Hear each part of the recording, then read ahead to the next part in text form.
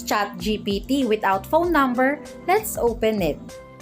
Let's open a new tab and search for a temporary phone number.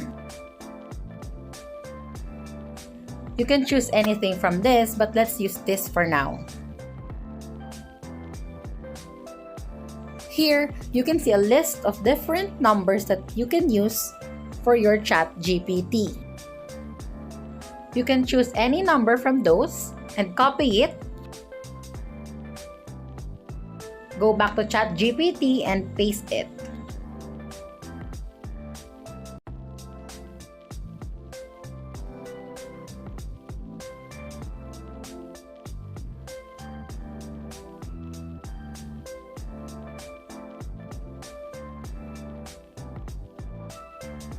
And that's it. Thanks for watching. Don't forget to like and subscribe.